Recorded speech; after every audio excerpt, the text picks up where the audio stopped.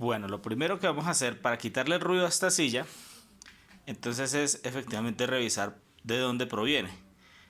Cada vez que movemos esta silla o la movíamos, teníamos un ruido que efectivamente nos hacía molestar un poco. Este ruido era a cualquier hora del día, en las mañanas, en las noches, donde sea, cuando ibas a sentarte o a revisar, entonces molestaba mucho.